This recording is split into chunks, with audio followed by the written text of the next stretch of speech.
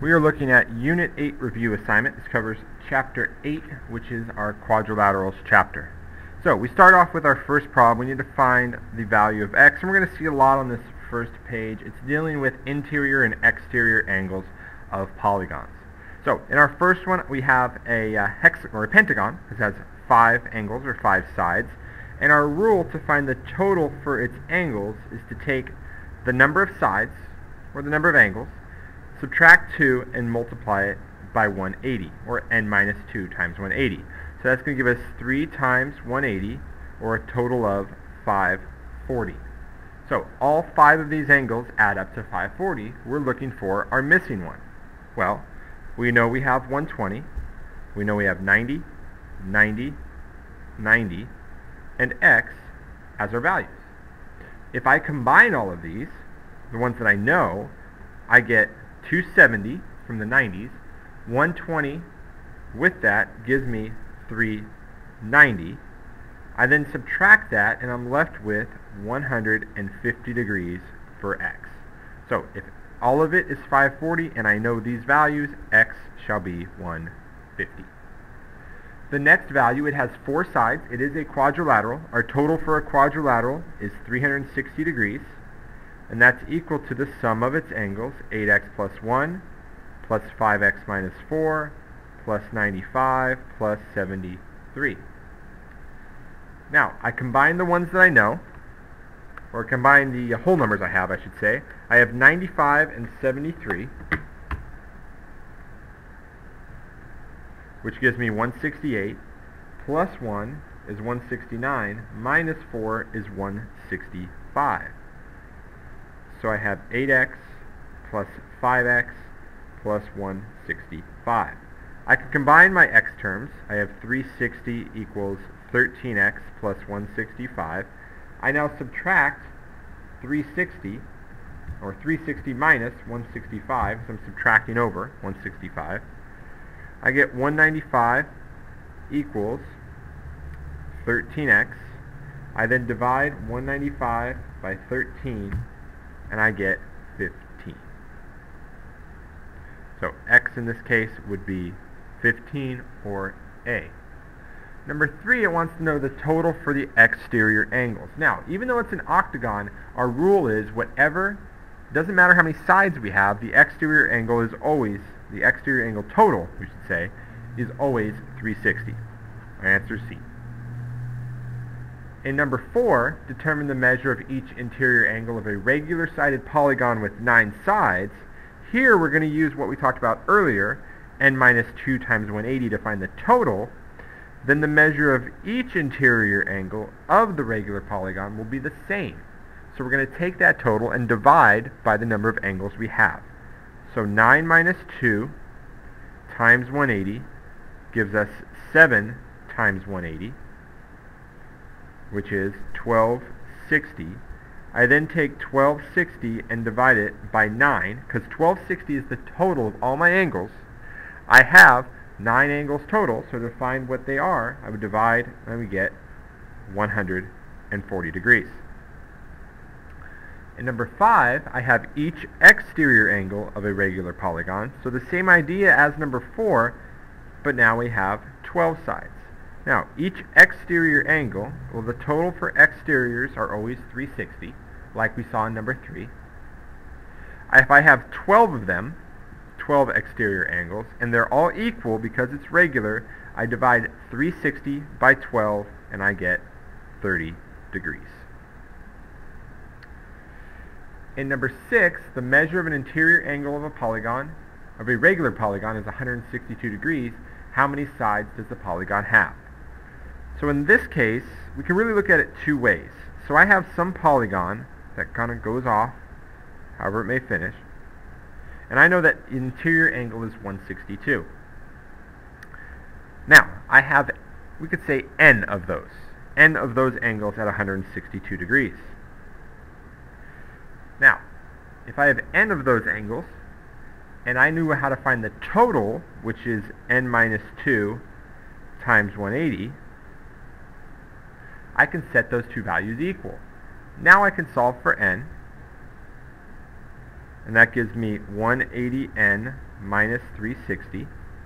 I then subtract over the 180n from 162. I get negative 18n equals negative 360.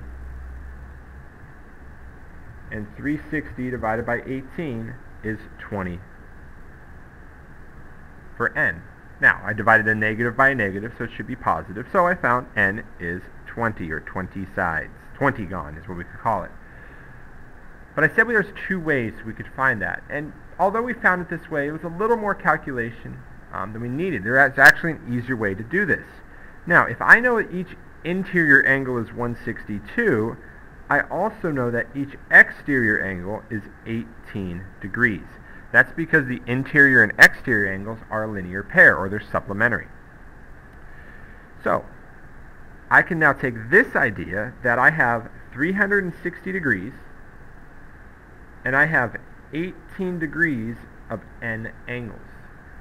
So, however many I have, I would multiply by 18 to get my total of 360.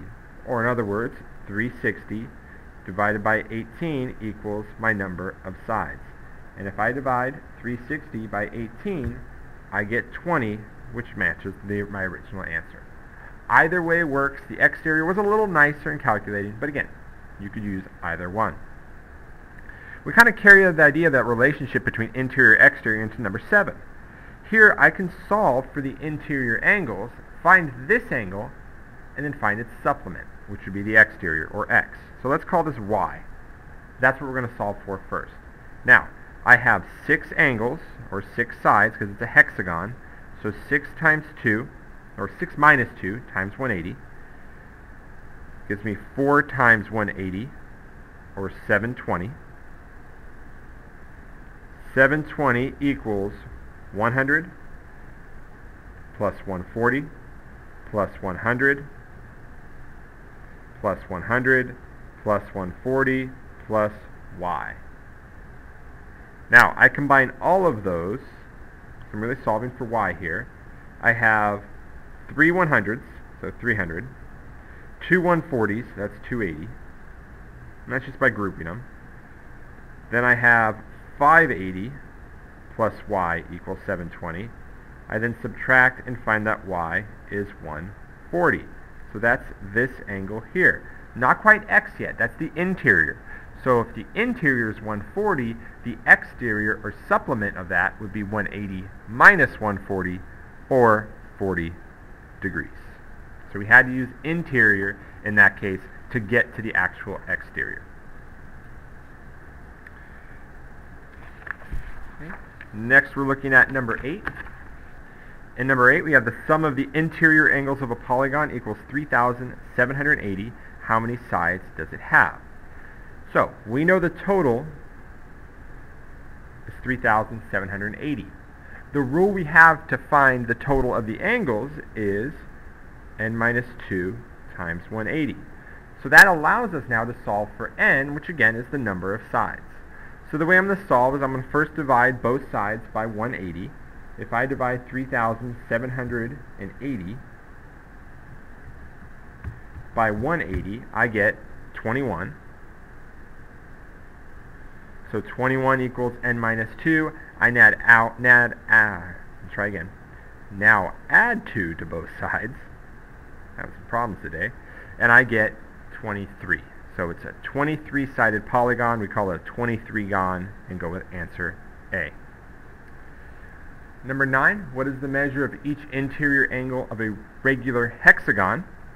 We can find the total, and whatever the total will be, we're going to divide that by the number of angles we have in a hexagon, or 6, and that'll give us each interior angle. So 6 minus 2 times 180 gives me 4 times 180, or 720. And my total is 720. I'm going to divide that by the number of angles I have, or 6, and I find it's 120 degrees. Now in number 10, what are the values of the variables in the given parallelogram? If we look first, we can match up opposite angles are the same and consecutive angles are supplementary. So in that regard, we know that 6x minus 8 is equal to 4x plus 6. So I can set those two equal, solve for x. If I subtract 4x from both sides, I get 2x minus 8 equals 6. Add 8 to both sides, 2x equals 14. Therefore, x is 7, which gives me these two possibilities. Now I need to solve for y. Well, I don't know what the opposite angle of y, or this 2y plus 16 is. I do know angles next to each other are supplementary, but looking at it right now, that leaves me with an x and y in our equation. But we know x. We can take x and we can plug it in. 6 times 7 is 42, minus 8 is 34. 4 times 7 is 28, plus 6 is also 34. I did both of them just to make sure my answer for x fits. They should be the same. But more importantly now, I know that 34 plus 2y plus 16 equals 180. Well, 34 and 16 is 50. I then subtract 50 from 180 and I get 130. Divide by 2 and y is 65, which gives me answer B. Number 11, I have that FH is 30, so this whole length is 30, and I need to find FK. Now they gave me this 12 here for KJ, and I have 30 for the entire length. Since this is a parallelogram, opposite sides are parallel, I know that diagonals bisect each other. So I know that this segment and this segment are the same, as well as these two segments. Now the fact it bisects, that tells me K is in the middle of this diagonal. So in fact, FK will be 15, because KH is 15, and they add up to be 30. That 12 is really there as a distractor. Yeah, the 12 would go up here, but that does not apply to the part we're looking for. And number 12, we have a rhombus. And what we're going to use here for a rhombus, yes, we know that all sides are congruent, but also we know that diagonals bisect opposite angles. So we know that these angles are the same, as well as these angles. More importantly, I can then break off a triangle here, where I have 110 and congruent angles with x, which I can make both of them x. Well, 180 equals 110 plus x, or 180 equals 110 plus 2x. I subtract 110 and get 70 equals 2x, so x is 35 degrees. And again, that is because the diagonals bisect opposite angles in a rhombus. For 13, we have a rhombus again, and we need to figure out which statement is true. Now, for a rhombus, we know a few things. We know that all the sides are congruent. We know that the diagonals are perpendicular. And we know that the diagonals bisect opposite angles. So we can mark these.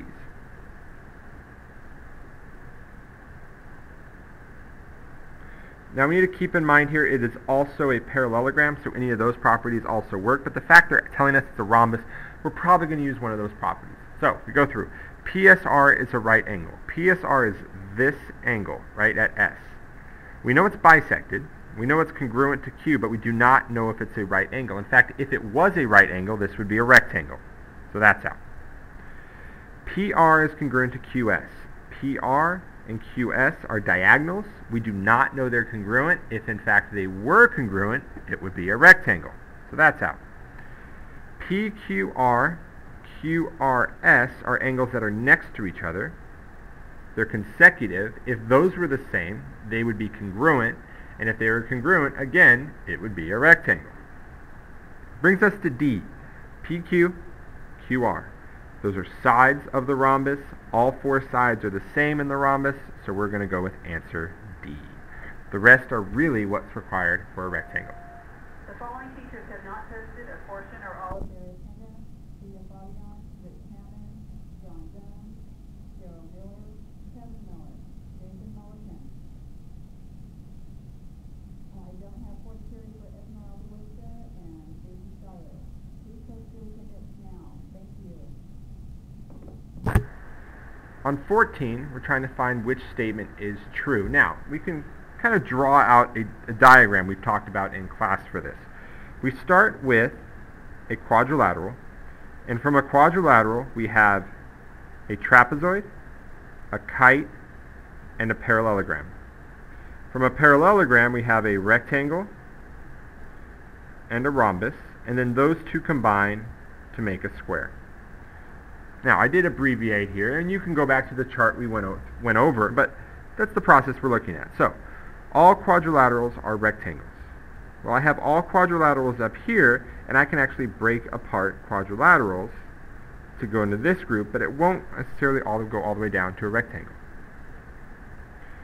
All rectangles are quadrilaterals is saying that a rectangle will fit into the quadrilateral group. And if we look at it at first, a rectangle is off a branch of the quadrilaterals. So that may be an option. All rectangles are squares. So again, we're looking at rectangles and squares. Well, in fact, a square is a special case of a rectangle, so that doesn't work. And all quadrilaterals are squares. Well, even if we just look at that, all four-sided shapes are not squares because we have plenty of examples of four-sided shapes that are not squares. So, going back to the second one, all rectangles are quadrilaterals.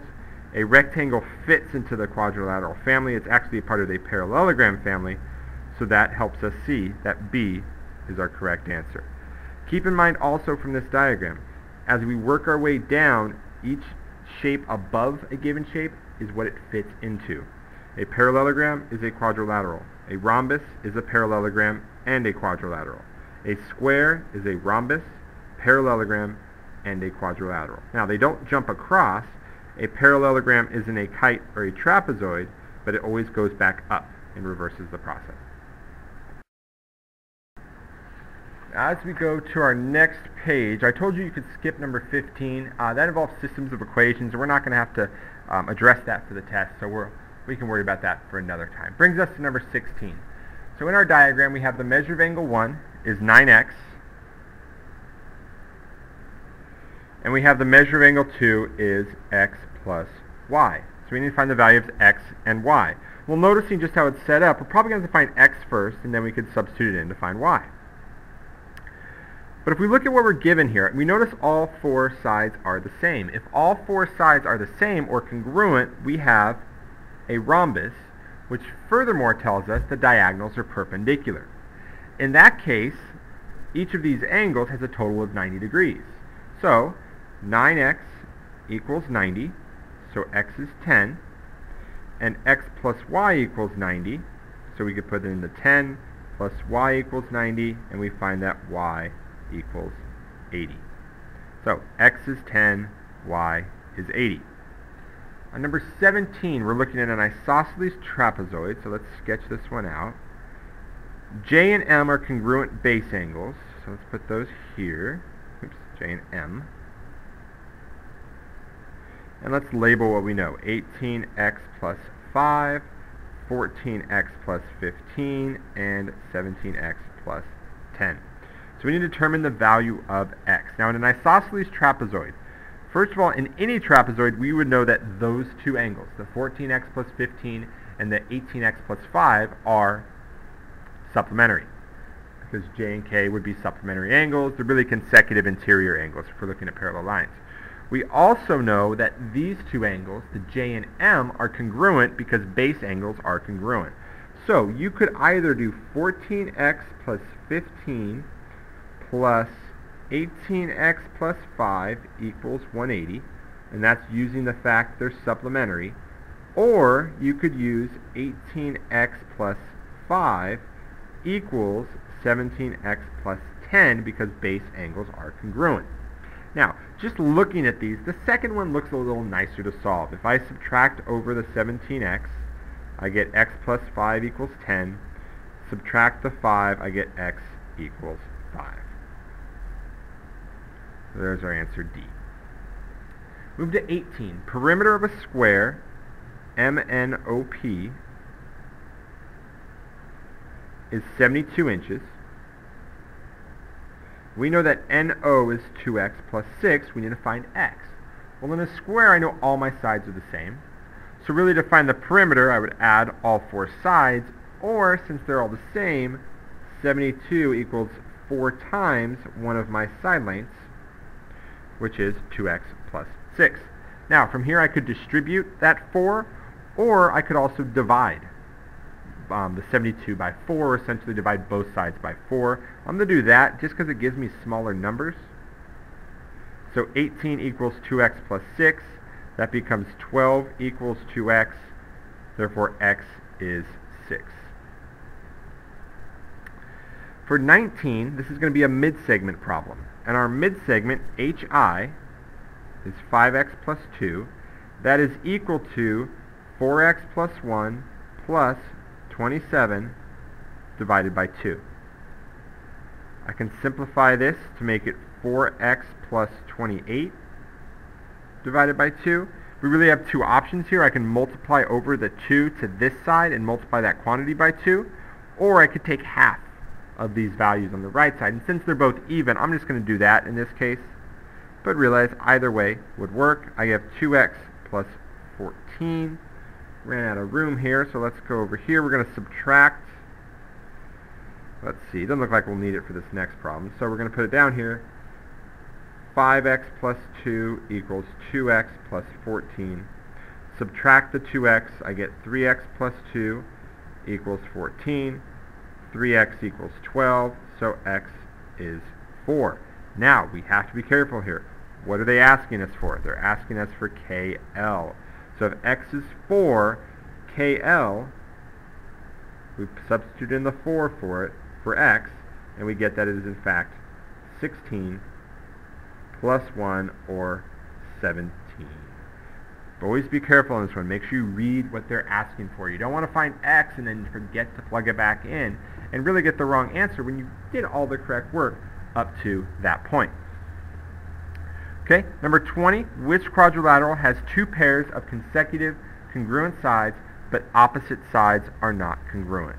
So if I draw just a general quadrilateral, two pairs of consecutive congruent sides, so that could be those two and these two, but opposite sides are not congruent.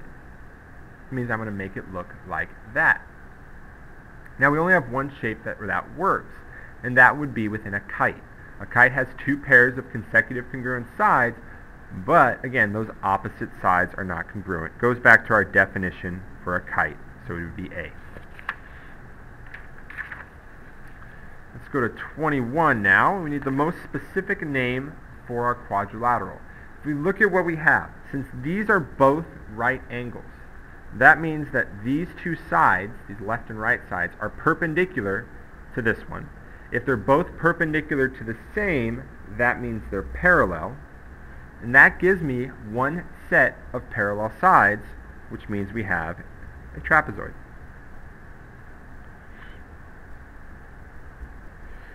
22, you know what, 22 is also one we could skip. That looks at systems of equations.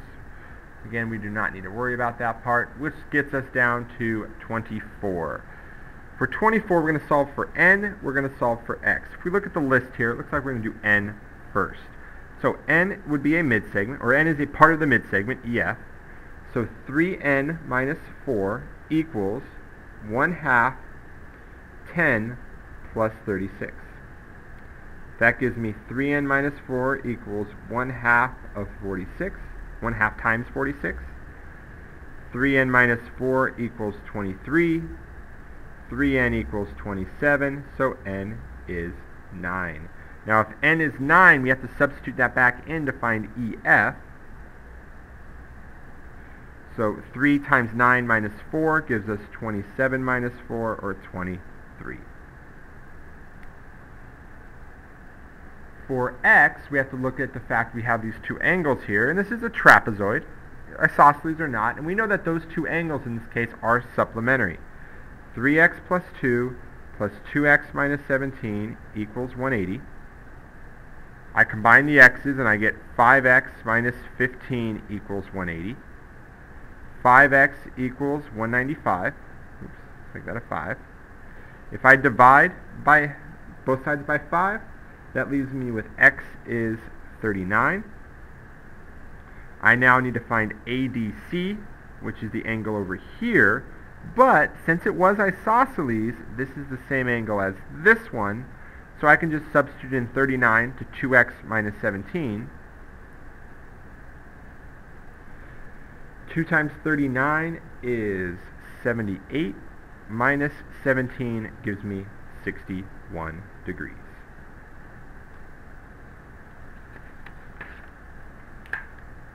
Okay, we're going to skip 25. Now that brings us to 26.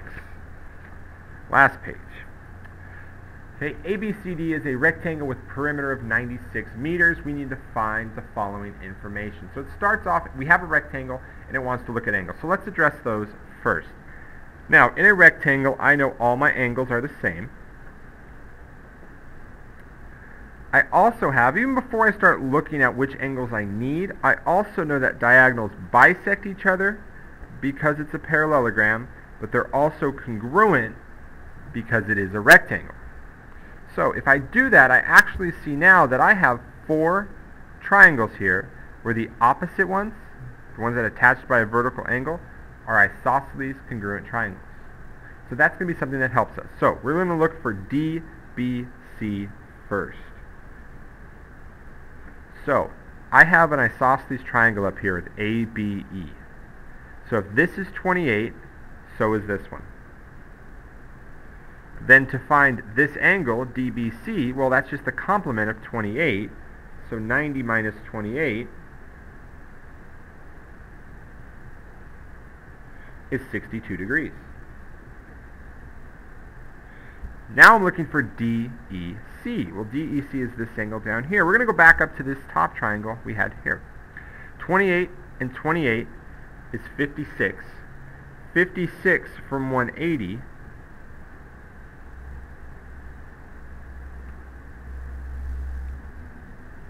gives us 124. So that is angle E, or angle at E in AEB. If I go the vertical angle to that, that is also 124, which is DEC. Next, we're going to look at N. Now, we're going to have to use the fact we have to know the perimeter of this rectangle, because these sides are not the same. If they were opposite sides, yeah, they'd be the same, not in this case. So, let's say, well, perimeter is 2 times the length plus 2 times the width. Our perimeter is 96, so that's equal to 2 times 6n minus 12 plus 2 times 2n plus 8. That gives us 96 equals 12n minus 24 plus 4n plus 16. Simplify that further, I get 12n and 4n is 16n, negative 24 and 16 is negative 8. I'm going to add 8 to both sides, and that gives me 104 equals 16n. I'm now going to divide 104 by 16, and I get that n is 6.5.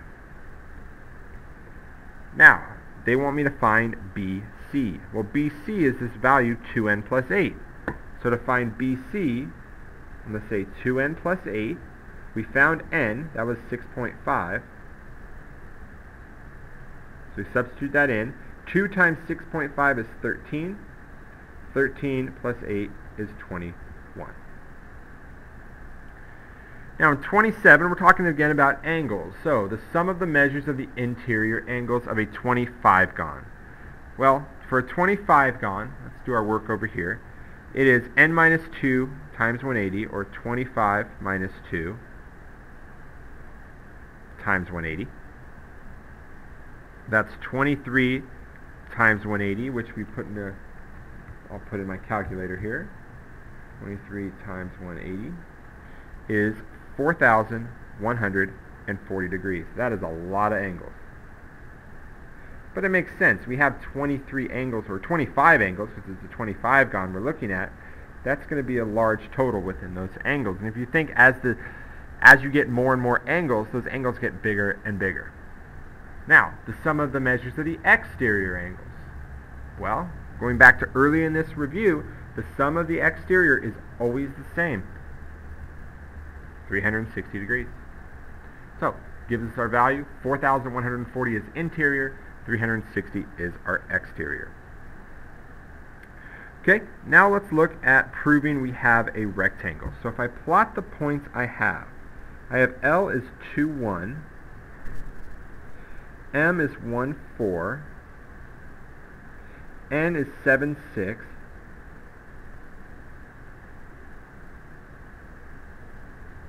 And P is 8, 3.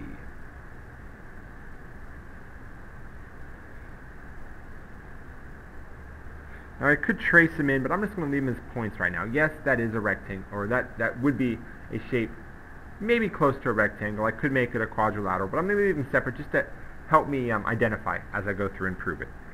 Now, what we know about a rectangle. It is a parallelogram. It's a parallelogram where all angles are congruent.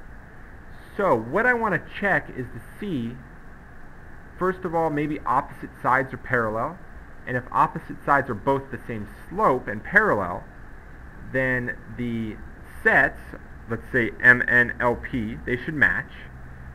MLNP, they should match. And then I can look at those respective slopes, and if they're opposite reciprocals of each other, that means they're perpendicular, which means I have right angles. So let's start with the slope of each line. So the slope of ML, and we could use slope formula here, but I'm just going to use that idea that change in y over change in x is slope.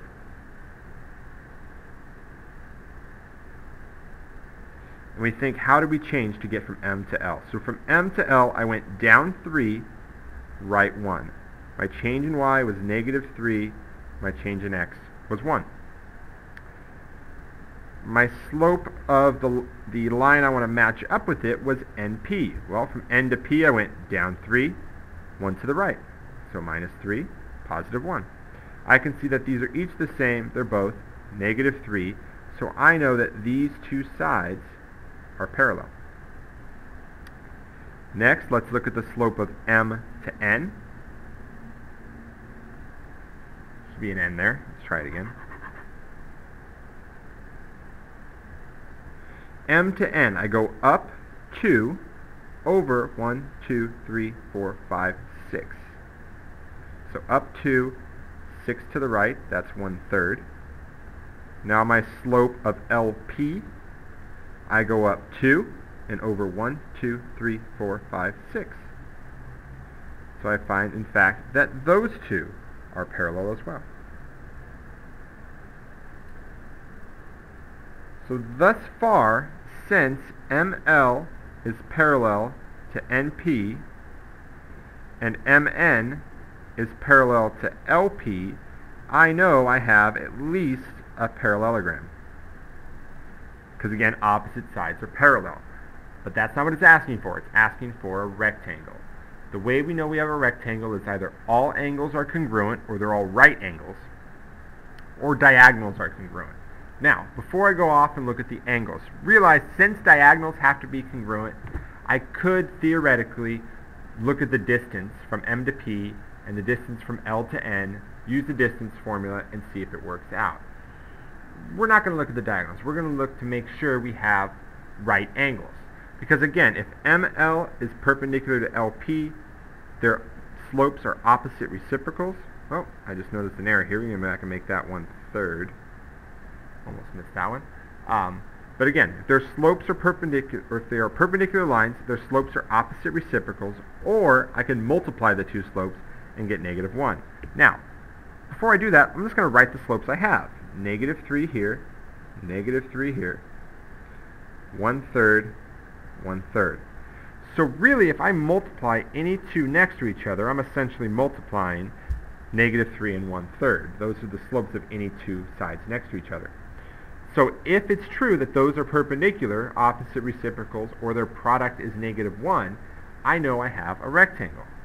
Well, negative 3 times 1/3 is negative 3 over 3, or negative 1.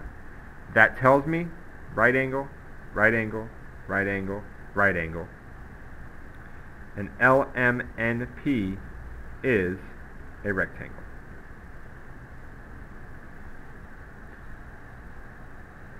Our last one, 29, they give us the points, and now we need to find what fourth point will give us different parallelograms, but they indicate we need to go in certain quadrants. Now, review on our quadrants. 1, 2, 3, and 4 are our quadrants. 1 is in the positive for x and y. 2 is in the negative for x, positive for y. 3 is in the negative for both x and y, and 4 is in the positive for x, negative for y. Now really we could put all of these together on one graph and see all the points that go together, but this will break them down, so we have to specify by the quadrant. So we need first a parallelogram in quadrant 4, so we need to complete it here. Well, if I look, I went down 3 units to get to that point. I could do the same thing, go down 3 units to get to there, as well as I went over 3, and I could see, well, that would give me my 4th point here, which is over 4, down 4, 4, negative 4. Now, I could look at their slopes. I see I have horizontal lines and vertical lines. Parallel lines would give me, opposite sides being parallel, I should say, would give me a parallelogram. Now, I need quadrant 3. Okay, well I'm going to have to go somewhere over here. Well, if I notice, I went 3 to the left from this point to this one. If I do the same thing, I could go out here, and that would give me parallel and congruent lines, which would give me my point at negative 2, negative 4, which would give me a parallelogram. My last one, it has to be in quadrant 1, so that's up here. We're going to do the same idea we did in this one. I went up 3 to get to this point, and then go up 3 again to get to here. That gives me a parallelogram. That is at 4, 2, and I could show that that would be a parallelogram because one set of sides are both parallel and congruent, or I could look at all, or both sets of opposite sides being parallel and congruent.